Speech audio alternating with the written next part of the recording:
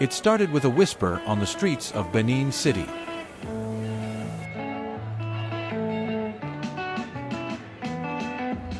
But by the time the police caught on,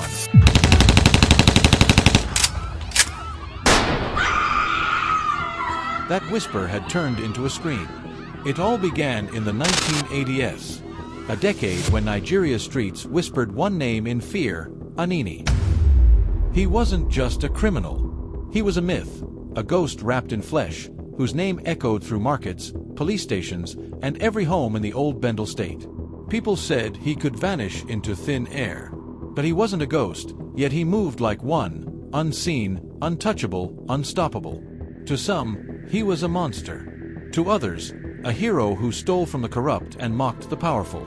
But before the legend, there was a boy. Born in 1960, in a small village about 20 miles from Benin City. A young man named Lawrence Nomaniagban Anini, known later as the Law. As a teenager, he left home and moved to Benin in search of a better life. He became a taxi driver, skilled, streetwise, and sharp. But in the chaos of the motor parks, he found something darker than survival. He found power. Anini had a gift. He could control people. At the Benin motor parks, he was the man who could settle fights, control drivers, and silence touts.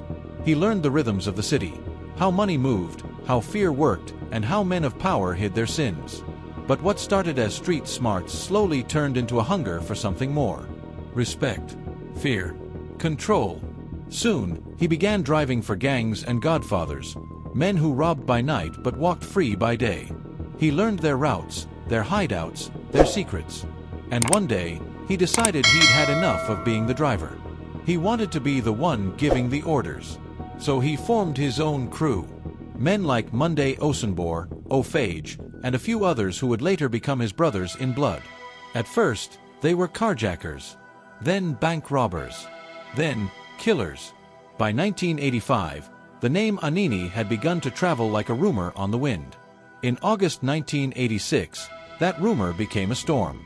A bank robbery in Sabanjadora left the ground soaked in blood. The take? Just 2,000 naira. But it wasn't about the money anymore, it was about power. That same month, Anini's men shot 2 policemen at a checkpoint. In 3 months, 9 police officers were dead. 9. Benin State fell into fear. Families locked their doors before sunset. Officers refused night duty. And in the heart of it all, Anini mocked the system. He started writing letters to newspapers, describing himself as a man of the people, a Robin Hood fighting corrupt lawmen. And sometimes, after an attack, he'd throw cash into the streets, watching as the poor scrambled for it, shouting his name like a hero. But beneath the bravado was something else: rage. You see, Anini once had a deal with the police, a silent understanding that his men wouldn't be touched. But when 2 of his gang members were secretly tried and jailed, that truce was broken. And from that day, Anini declared war. Roads became killing fields. He stole official vehicles, like the Peugeot 504 of a police driver named Albert Otto. Otto was murdered, his body dumped and forgotten. It wasn't found until months later, nothing left but bones by the highway. Each attack was bolder, bloodier. Anini had turned vengeance into art. The press called him the Law. The streets called him of Bigbo. And the police, they called him a ghost. By late 1986, the situation had spiraled beyond control. President Ibrahim Babangida was furious. In one security meeting, he looked his Inspector General of Police dead in the eye and asked, "My friend, where is Anini?" Those words echoed through the entire police force. Every officer, every unit, every street patrol, all searching for a man who moved like smoke. The country was drowning in fear. And the newspapers made it worse. Headlines screamed, "The Anini Challenge." Anini, the man, the myth, the monster. It became national obsession. But no matter how hard they searched, he was always one step ahead. Some even said he had protection from the very top. Police officers leaking information, politicians turning a blind eye. He had eyes everywhere, and his network was deep. Until December 3rd, 1986. A tip came in, Quiet, but credible. Superintendent of Police Ko Dunrororo led a 10-man team to a small house at number 26, Oyamwosa Street, opposite Iguodala Primary School in Benin City. No sirens. No shouting. Just the sound of boots crunching on gravel as they surrounded the compound. When they knocked, a half-naked man opened the door. He looked calm. "Where is Anini?" the officer asked. The man smirked. "Anini? He day under bed." Then, suddenly, he lunged. A headbutt. A shove. A flash of defiance. But it was too late. A gunshot rang out.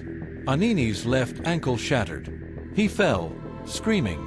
The man who once terrified an entire nation now sat bleeding on the floor. The officer asked again, "Are you Anini?"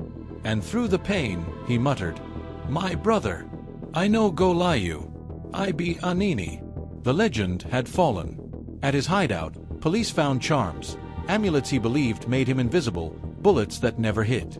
Without them, he was broken. In custody, he confessed to everything, and worse.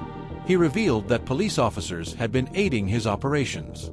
Chief among them, George Ayamu, a senior officer who supplied weapons and inside information.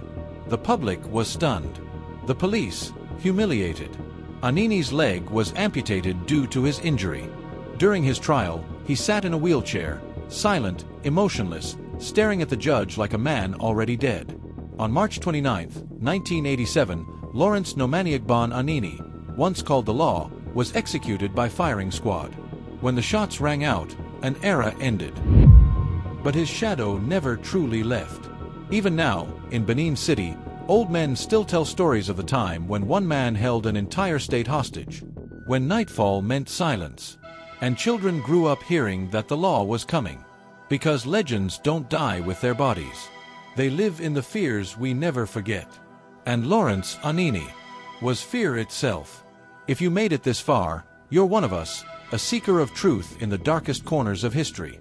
Remember to hit that subscribe button and turn on notifications. Because on Crime Walls, we don't just tell stories. We uncover the ghosts behind them.